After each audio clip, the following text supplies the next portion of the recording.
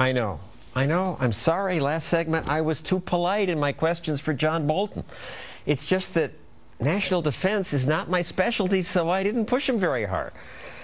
But next time, I'll push harder, and I won't hold back with our next guest. The first time I interviewed Lou Dobbs, I gave him a hard time for criticizing outsourcing and free trade.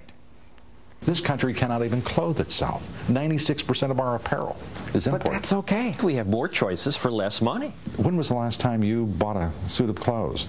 Because if your prices went down, I would be shocked. Be shocked then. Here's the Labor Department's price index for clothing. It's gone down and down. Not surprisingly, Dobbs didn't like what I'd said about him. On his radio show, he said this about me. What a self-important ass. You know, he is just unbelievable. He doesn't understand basic economics. He's just a silly little, trick waiting to do some sort of libertarian flip. I mean, he's just unbelievable. I just can't wait to, till he starts blowing bubbles on the air. That's just about all he's equipped to do.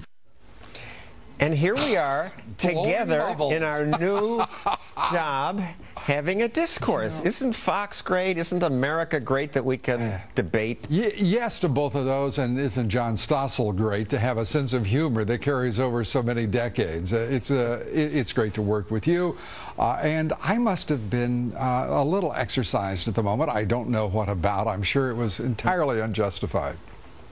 Okay, I won that one then. So let's go to. Well, I didn't know you were going to keep score, so now we'll have to play. Wait a minute, what is this? This is we're going to talk about immigration. This looks combative. This is combative because I think we disagree on immigration. How would you protect the border? You want? How would I protect the border? More policing of the border. Oh, here's the way I would start. I would have a meeting between two presidents, the presidents of Mexico and the United States. They would meet to find out exactly what is the plan of Mexico for the population of America. Exactly whom do you want to be citizens of our country, and we will do as we have before. We will simply bow down before you, Mexico, and allow you to do whatever you wish. What do you mean? I mean, the Mexican government is deciding who comes into our country. They are exporting just about 10% of their population into the United States. Does the government decide? Aren't these individuals who are sneaking in? Oh, wait, no, they're not sneaking in. No. You oppose government being involved. Here. You don't want it to be the U.S. government because you're libertarian. Therefore, we bow down and we let Mexico decide what our immigration policy is. And you call that libertarian freedom.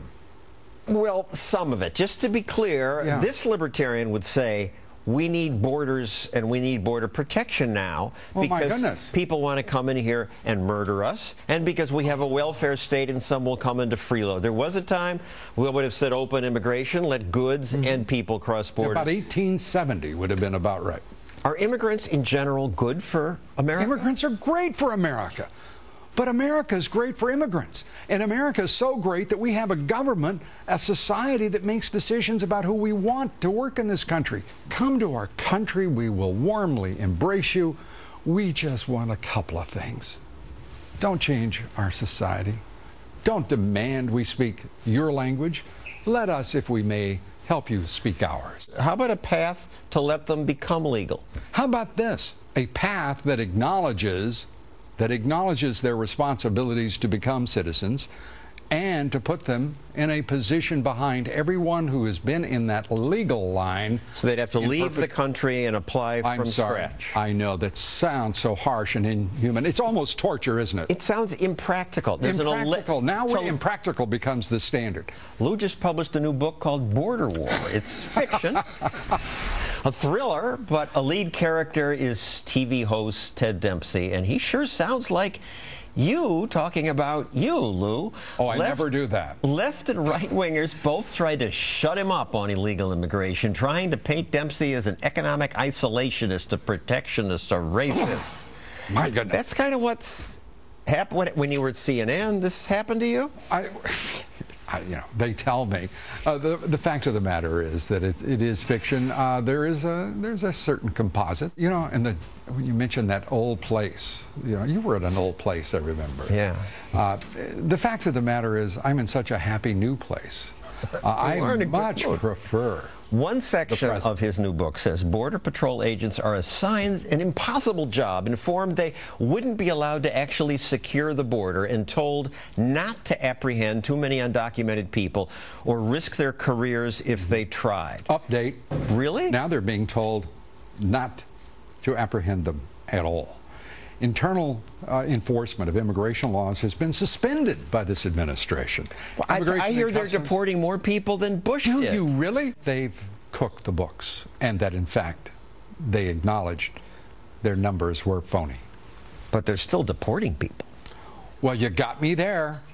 Thank you, Lou Dobbs. I used to be a liberal, but then I saw the light. I became libertarian.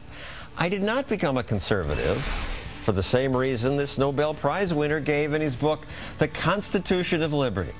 A fundamental trait of a conservative is fear of change, a timid distrust of the new, an inclination to use the powers of government to prevent change. Bad idea. Lou says it's unfair, but bad idea. I'll explain when we come back. Just so it's fair. And so...